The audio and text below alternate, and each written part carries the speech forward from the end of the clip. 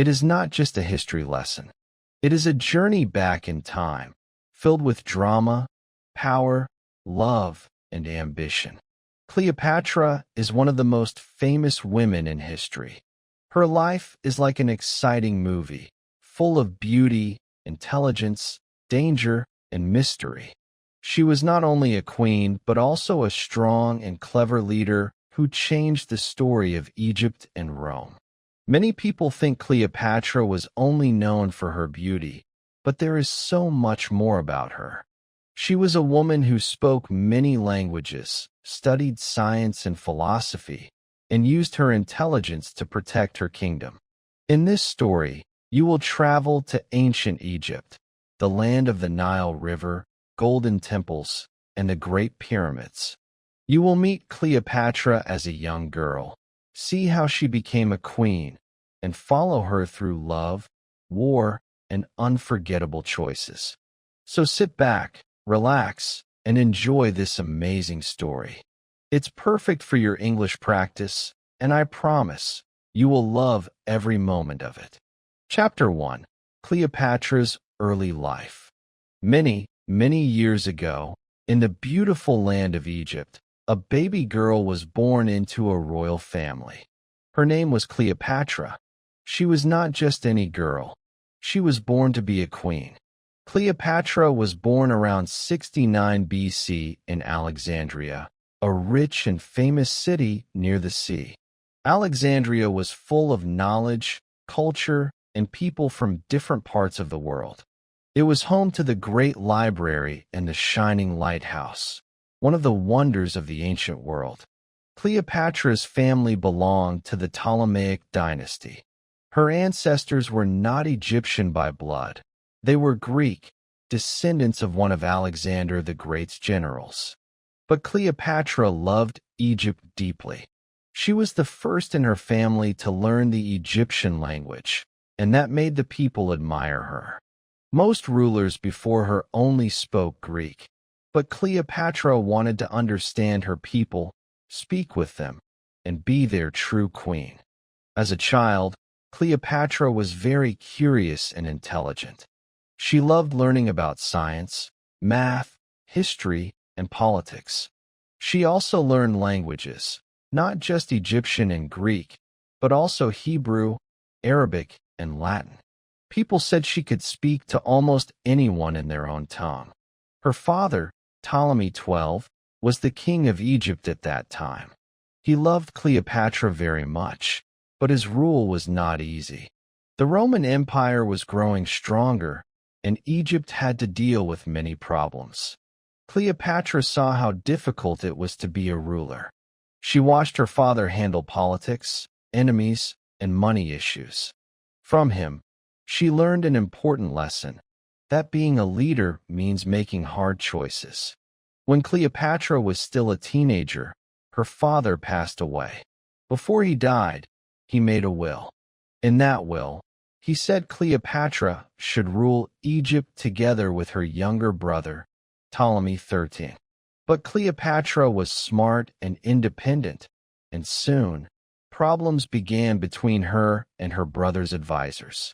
This was the beginning of Cleopatra's great journey, a journey full of power, danger, and destiny. The young girl from Alexandria was about to become one of the most powerful women in the world. Chapter 2. Becoming the Queen of Egypt. After her father's death, Cleopatra became the Queen of Egypt, but she was only 18 years old. She was supposed to share the throne with her little brother Ptolemy XIII, who was just about 10. In the beginning, Cleopatra tried to rule fairly and wisely, but her brother's powerful advisors didn't like that. They wanted to control the young king and keep Cleopatra away from power. Soon, Cleopatra was pushed out of the palace. Her own family turned against her. She was forced to leave Alexandria and live far from her home. But Cleopatra was not the kind of woman who gave up easily. She had a strong will and a sharp mind. Even when she lost everything, she was planning how to win it all back. During this time, something big was happening in the world. The Roman Empire was becoming more powerful every day. Rome controlled many countries, and Egypt was very important to them because of its rich land and food supply, especially grain. At that time, two of Rome's most famous leaders, Julius Caesar and Pompey, were fighting a civil war. Pompey lost the war and ran away to Egypt, hoping to find safety. But when he arrived, the advisors of Cleopatra's brother killed him to impress Caesar. When Julius Caesar came to Egypt soon after, he was shocked by Pompey's death. Cleopatra saw her chance. She knew Caesar was the most powerful man in the world, and she wanted his support to get her throne back. According to legend, Cleopatra secretly entered Caesar's palace one night. She couldn't walk in openly because her enemies would stop her. So, she came in hidden inside a carpet that her servant carried. When the carpet was opened, Cleopatra appeared before Caesar. He was amazed by her beauty, intelligence, and courage. Caesar decided to help her. With his support, Cleopatra returned to power as the true queen of Egypt. Her brother's army tried to fight, but they lost. Ptolemy XIII drowned in the Nile River while trying to escape. Now, Cleopatra ruled Egypt again, this time alone. She was young, smart, and powerful. She also became very close to Julius Caesar, and together they changed the future of both Egypt and Rome. Cleopatra was not just a queen anymore. She was becoming a legend. Chapter 3: Cleopatra and Julius Caesar. Cleopatra and Julius Caesar became very close. He was one of the most powerful men in Rome, and she was the young, intelligent queen of Egypt. Their meeting changed both of their lives forever. After Cleopatra returned to the throne, she wanted to make Egypt strong again. With Caesar's help, she started to bring peace and order back to her kingdom. The people began to respect her because she worked hard for them. She lowered taxes, helped farmers, and made sure there was enough food for everyone. Cleopatra wanted her people to love her not only as their queen, but also as their protector. Cleopatra and Caesar spent a lot of time together. They traveled along the Nile River, visiting temples and enjoying the beauty of Egypt.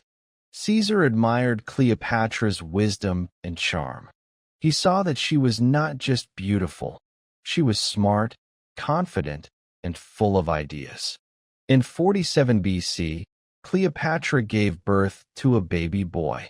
She named him Caesarion, which means Little Caesar. Many people believed he was the son of Julius Caesar. Cleopatra was very proud of her child.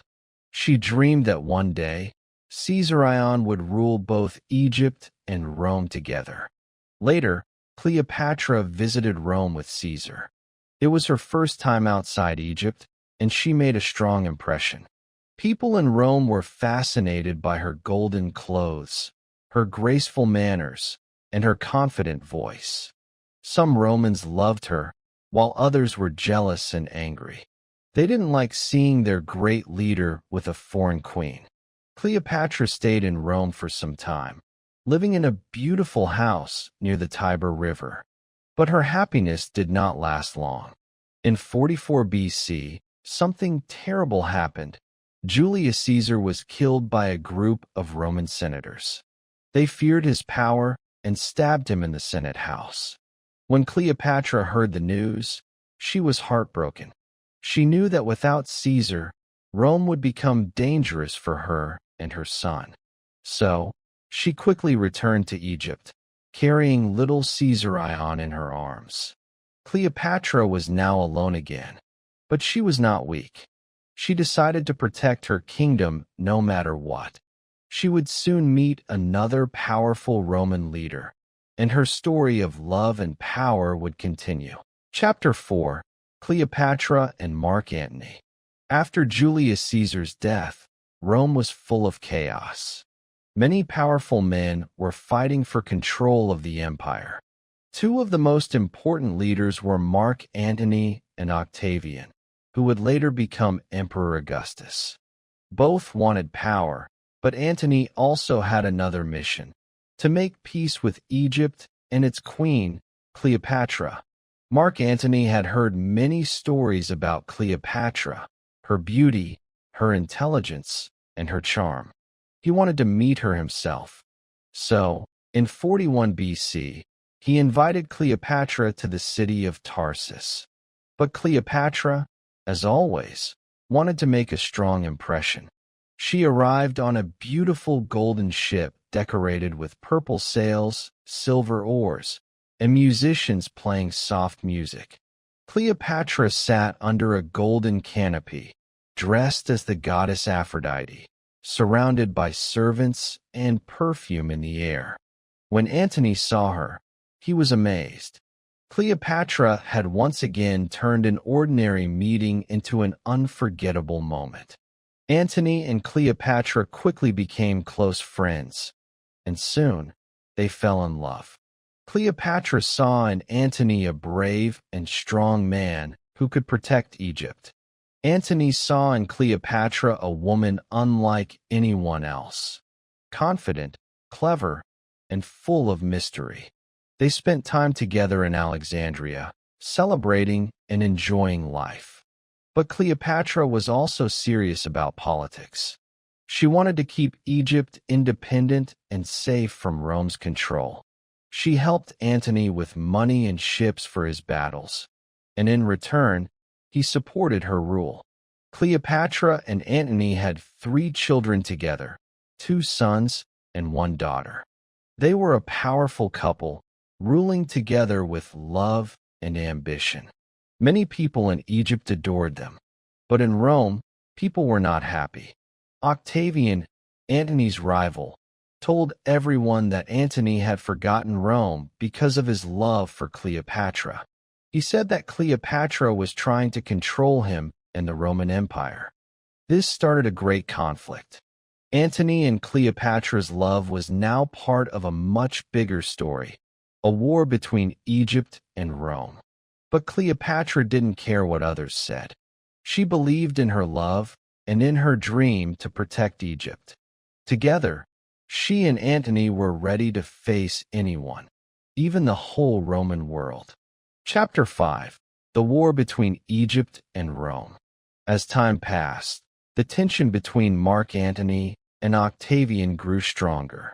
Octavian wanted to control all of Rome, and he saw Cleopatra as a threat. He believed that Antony had become weak because of his love for her. So, he decided to start a war against them both. Antony and Cleopatra knew that a great battle was coming. They gathered their soldiers and ships, ready to defend Egypt and their love. Cleopatra used her great wealth to build powerful warships and prepare supplies. She wanted to stand beside Antony, not behind him. The final and most famous battle happened in 31 BC, near a place called Actium on the western coast of Greece.